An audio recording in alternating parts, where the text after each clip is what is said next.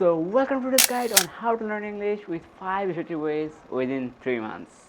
In this video, I'm going to share with you 5 effective ways that I had used in myself to learn English in just 3 months. So, this video is going to be very interesting. Be here till to the end of the video. So, before starting this video, I'd like to say something about English. Sometimes a question maybe comes to our mind, that is why we should learn English. It's a question. আমাদের কেন English শেখা উচিত? Well, we all know that English is one of the most widely spoken language in the world, and which is very essential for international communication. By using this skill, you can easily connect with different people from different countries and different cultures. Anything you want, you can get by using this skill. You want to go travel to any country like Switzerland, Australia, Canada. For traveling purposes, you also need English to speak, to connect with them, to learn anything from them. Also, you want to get a good job. On the time, it will also require. Also, you want to get a good education from the abroad country. On the time, it will also require. So, being fluent in English is, in a word, very essential if you want to belong in this modern society and get a successful life.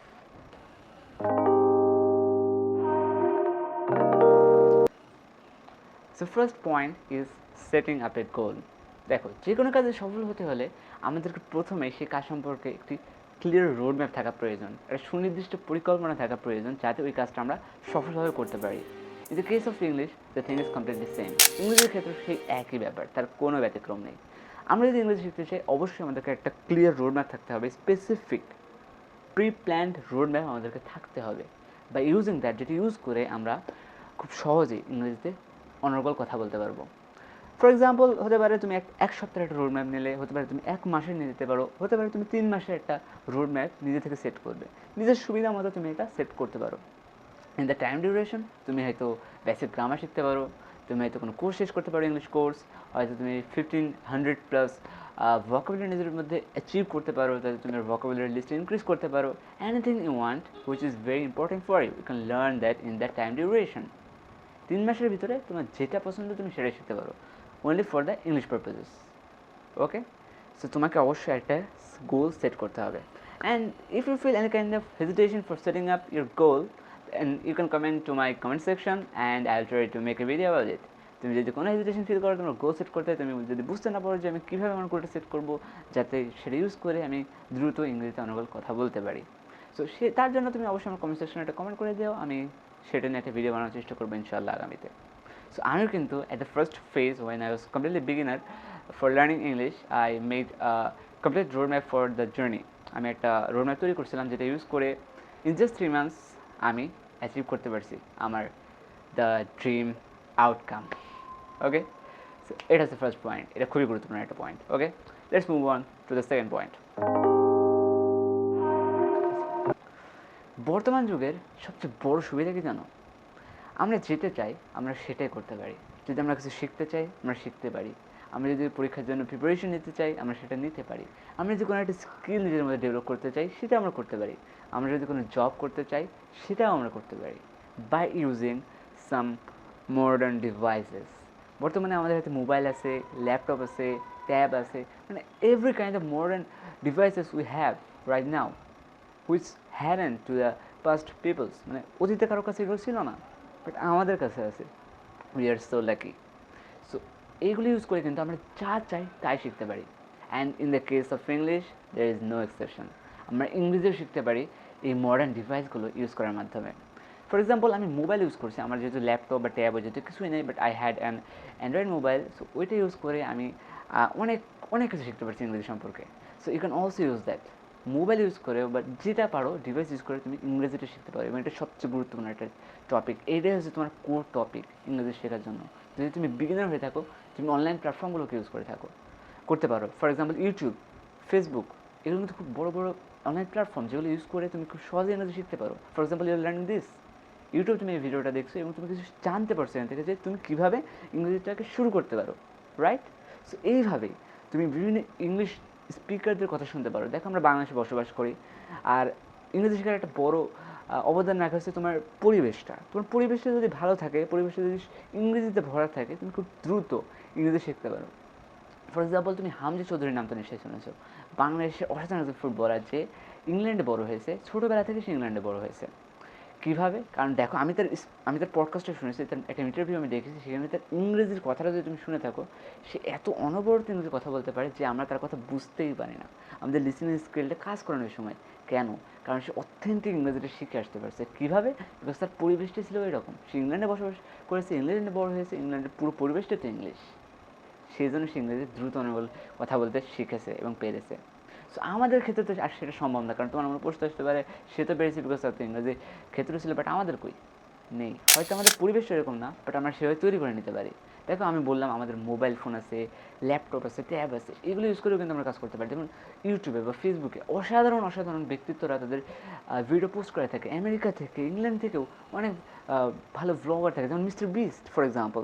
Mister beast কিন্তু অনেকগুলো video upload করে থাকে এবং সেটা ইংরেজিতে। আমরা তার কথা শুনতে পারি, তার ভিডিও দেখতে পারি, তার ওভারঅল অঙ্গভঙ্গি, তার ওভারঅল পোস্টার, তার speaking style, everything we can note, everything we can observe and that we can implement in our daily life. So এইভাবেই তুমি একটা ভিডিও দেখো, ভিডিওতে যাও, ক্লিক করো, একটা ইংলিশ স্পিকারের ভিডিও যে ইংরেজিতে কথা বলছে তারটা ফোকাস করো, দেখো সে কীভাবে কথা বলছে, কোন ওয়ার্ডটা কীভাবে বলছে, তার স্পিকিং স্টাইল ওভারঅল অবজার্ভ করো এবং নোট করো, এবং পরবর্তীতে যখন তুমি নিজে ট্রাই করতে যাবে, সেই ট্রাই করার সময় সেগুলো অ্যাপ্লাই করো বা ইমপ্লিমেন্ট করো। That's it, very easy to do. এখানে আমি তোমাদের একটা টিপস দিতে চাই, সেটা হচ্ছে তুমি একটা ভিডিওতে যেতে পারো। ফর এক্সাম্পল, আমি ইউটিউবে গিয়ে সার্চ দিলাম মিস্টার বিস্ট, একটা ভিডিওতে আমি ঢুকলাম, ক্লিক করলাম।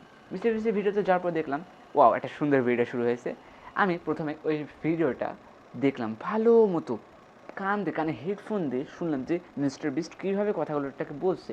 প্রত্যেকটা ওয়ার্ড আমি শোনার চেষ্টা করলাম, লিসেন করার চেষ্টা করলাম। দেখলাম যে কোনগুলো বুঝতে পারলাম না, তখন আমি ক্যাপশন অন করলাম। দেখলাম যে এই ওয়ার্ডটা, ও এই বানান, আচ্ছা এইটা বলছে, আমি এটা নোট করে রাখি, কারণ এটার মানে আমি বুঝি না বা এটা বুঝতে পারলাম না কী বললো। সো এটা একটু নোট করে রাখলাম। পরে ওনার কথা বলার সাথে সাথে ভিডিওটা একবার শেষ করলাম, তারপরে ক্যাপশন দিয়ে দেখলাম। তারপরে আবার ভিডিওটি ব্যাক আসলাম, ব্যাক আসার পরে একটা ভিডিও দেখলাম, একটা লাইন সে বললো, পজ করলাম, সেই লাইনটা আমিও রিপিট করলাম। এইভাবে কী হবে, এই প্রসেসটা তুমি যদি চালু রাখো, আস্তে আস্তে তোমার fluency in English will increase. মানে ইংরেজিতে কথা বলার যে জড়তাটা, সেটা আস্তে আস্তে কেটে যাবে এবং তুমি একটু কনফিডেন্ট ফিল করবে যে আমিও তো ইংরেজিতে কথা বলতে পারছি, রাইট। এই টপিকটা কিন্তু আমি খুব বেশি, এই টিপসটা কিন্তু আমি আমার লাইফে খুব বেশি ইউজ করছি এবং এটা আমাকে খুব বেশি হেল্প করছে। So you can also use it, it's a personal tip, okay. Strategy number 3 is learning basic grammars. We know that learning basic grammar is very important. In our country there is a culture of learning basic grammars. Like আমাদের teacher বলে যে তুমি এই গ্রামারটা শেখো, ওই গ্রামারটা শেখো। They give us a tons of grammar list, যেটা আমাদেরকে শিখতে বলে, আমরা শিখি আর আমরা মনে করি আমরা হয়তো ইংরেজিতে ফ্লুয়েন্ট হয়ে যাবো। That's a wrong process. ইংরেজি গ্রামার কাজে লাগে কখন জানো? তুমি যদি ইংরেজি সাহিত্য নিয়ে কাজ করতে চাও, ইংরেজি গ্রামারটা তোমার জন্য ম্যান্ডেটরি ওই ক্ষেত্রে। But in the case of English speaking, grammar অতটা কন্ট্রিবিউশন আনে না। হ্যাঁ, কিছু কিছু গ্রামার লাগে যেটা আমাদের প্রয়োজন, তার মানে এই না আমরা গ্রামার A to Z পড়ে ফেলবো। গ্রামার A to Z পড়বো তখনই যদি আমরা ইংরেজি সাহিত্য নিয়ে কাজ করতে চাই, রাইট। স্পিকিংয়ের ক্ষেত্রে কিছু বেসিক গ্রামার প্রয়োজন হয়, যেটুকু জানলেই that is quite enough for us. ওইটুকুই এনাফ, এতে বেশি আমাদের কিছু জানা লাগবে না। সো কিছু বেসিক গ্রামার লিস্ট আমি তোমাদেরকে দিচ্ছি, এগুলো তুমি জানো, শেখো, যেটা আমি করেছি। বাই ইউজিং দ্যাট আমি খুব সহজেই যে কোনো সেন্টেন্সকে অর্গানাইজ করতে পেরেছি, বলতে পেরেছি, এক্সপ্রেস করতে পেরেছি, যেটা অ্যাব্রোডের মানুষ খুব ভালোই বুঝতে পারবে। সো সেই লিস্টগুলো কী কী? প্রথমে আসে পার্সন সম্পর্কে জানা। তোমাকে পার্সন সম্পর্কে জানতে হবে। It's a basic topic, the foundation of English grammar, person. তারপরে তোমাকে শিখতে হবে sentence, parts of sentence, parts of speech, right forms of verb, tense, preposition, and also some appropriate preposition you can learn that is quite helpful. So this kind of grammar topics you need to organize a sentence perfectly and to make it comprehensible for the opponent to understand. Okay, so এটা এই কয়েকটা basic grammar শিখতে পারলে কিন্তু তুমি খুব easily ইংরেজিতে ভালো কথা বলতে পারবে। Strategy number 4 is increasing your vocabulary list. দেখো, যে কোনো জিনিস সম্পর্কে বলতে কিন্তু বা করতে হলে আমাদের সেই জিনিস সম্পর্কে একটা ক্লিয়ার আইডিয়া থাকতে হবে, রাইট? মনে করো আগামীকাল আমার এক্সাম, আমি কিছুই পড়িনি, সিলেবাস কমপ্লিটই করিনি, আমি এক্সামে গিয়ে কী লিখবো? কালকে আমার প্রেজেন্টেশন, ও আচ্ছা একটা টপিক হলো প্রেজেন্টেশন, আমি যদি টপিক সম্পর্কে আইডিয়াই না রাখি তাহলে আমি এই প্রেজেন্টেশনে গিয়ে কী বলবো? সিমিলার টু ইংলিশ, আমরা যদি শব্দই না জানি তাহলে আমরা ইংরেজিতে কথা বলবো কী করে? আমাদের ভাষার মেন উপাদানই তো হচ্ছে শব্দ, রাইট? শব্দ দিয়েই তো বাক্য তৈরি করি, আর বাক্য দিয়েই তো আমাদের এক্সপ্রেশন ক্রিয়েট করি। কিন্তু আমরা যদি শব্দই না জানি তাহলে আমরা কীভাবে আমাদের এক্সপ্রেশন করবো, রাইট? সো ইংরেজি শেখার ক্ষেত্রে যেটাকে আমরা বলি ভোকাবুলারি, সেটা আমাদেরকে মাস্ট শিখতে হবে। এটা ম্যান্ডেটরি, আদারওয়াইজ তুমি তো ইংরেজিতে কথাই বলতে পারবে না।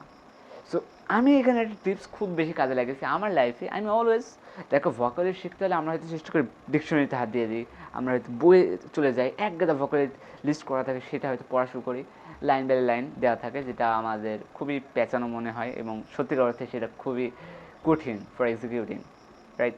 ওটা আমি করিনি কখনো। আমি যেটা করছি, আমি ওই ভিডিও দেখছি না, ক্যাপশনে যেসব ভিডিও, যেই ভিডিওর ভিতরে যে ওয়ার্ডগুলো ওরা বলছে ওইটা আমি নোট করছি, আমি বুঝতে পারিনি, এটা আমি নোট করছি, পরে আমি বিভিন্ন অ্যাপ্লিকেশন ইউজ করে সেটাকে বাংলায় কনভার্ট করে সেটাকে মুখস্থ করেছি। আর একটা পার্সোনাল টিপ আমি খুব বেশি ইউজ করতাম, সবসময় আমার পকেটে একটা নোটবুক, একটা পেন রেখে দিতাম। সেটা এই জন্যই রাখতাম কারণ ইংরেজি শেখার ক্ষেত্রে তো আমাদের ভোকাবুলারি দরকার। আমি এই দৈনন্দিন জীবনে আমি যাই করি সেইখান থেকে আমি ভোকাবুলারি কালেক্ট করি। মনে করো আমি বাংলায় কথা বলছি, কথা বলতে বলতে আমি ভাবছি যে ও এই জিনিসটা ইংরেজি তো আমি জানি না, এটা আমি নোট করবো, নোট করে রাখলাম। নোট করে পরে বাড়ি গিয়ে একটা সময় যখন পাবো তখন আমি ফ্রি টাইমে এই নোটগুলো মোবাইলের মাধ্যমে বিভিন্ন অ্যাপ আছে সেগুলো ব্যবহার করে এগুলোকে আমি বাংলায় কনভার্ট করি।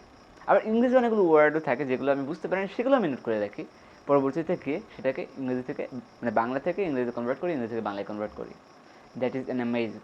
আর তুমি এছাড়াও বিভিন্ন ম্যাগাজিন পড়তে পারো, বিভিন্ন বই পড়তে পারো। দেখুন আমি একটা বই ইউজ করেছি যেটা খুব কাজে দিয়েছে আমার, ডেইলি স্পোকেন ভোকাবুলারি, মানে ভোকাবুলারিটা দেওয়া রয়েছে প্রায় 1500টা ভোকাবুলারি দেওয়া আছে, সেখান থেকে ইউজ করে আমি বেশ ভালোই কাজে দিয়েছে ওকে। সো তুমি বেশ কিছু বইও কিনতে পারো, তবে দেখবে চয়েস করে দেবে। মার্কেটে অনেক টাইপসের বই থাকে, সব বই আর ভালো হয় না। কিছু বই থাকে যেগুলো পপুলার, সেগুলো ইউজ করতে পারো এবং ওগুলো কাজে দেয়। আমি দেখেছি, আমি ইউজ করছি আমার লাইফে বেশ কয়েকটা বই, ছোটোখাটো, এবং এটা আমার খুব কাজে দিয়েছে। তো পার্সোনাল টিপস যেটা দিলাম সেটা অত্যন্ত কাজের, এবং সেটা আমার মনে ওটার চেয়ে বেশি কাজ করবে কারণ এটা তোমার নিজস্ব এক্সপিরিয়েন্স থেকে আসছে, বুঝেছো? তো এগুলো তুমি ইউজ করতে পারো। Strategy number 5 is your friend circle. So দেখো আমাদের ফ্রেন্ড সার্কেল কিন্তু চেষ্টা করব, আমাদের আশেপাশে বন্ধুরা রয়েছে তারা অনেকে ইংরেজি শিখতে চাই, তাদের সাথে চেষ্টা করবো যে বন্ধু তুই যে ইংরেজি শিখছিস, চলো আমরা দুজনে মিলে ইংরেজি প্র্যাকটিস করি। একসাথে প্র্যাকটিস করলে আমরা দ্রুত কিন্তু উন্নতি করতে পারি। আমাদের অনেকগুলো বন্ধু রয়েছে যারা ইংরেজি সুন্দর কথা বলতে পারে, আমিও কথা বলতে চাই তাদের সাথে, তারাও আমাকে যথেষ্ট সাপোর্ট করেছে ইংরেজি শেখার জন্য। তো আমি তাদের সাথে মিট করেছি এবং আমার দ্রুত ইংরেজি লেভেলটা বেড়েছিল, সত্যি। তুমি তোমার চাইলে তোমার, মানে তুমি যদি সুযোগ পাও চেষ্টা করো তোমার বন্ধু রাখো যারা ইংরেজিতে কথা বলতে পারে, পার্টনার বা গ্রুপে প্র্যাকটিস করে ইংরেজি শেখার জন্য, ওকে? সো এটা কিন্তু খুবই হেল্পফুল একটা টিপস আমি মনে করি।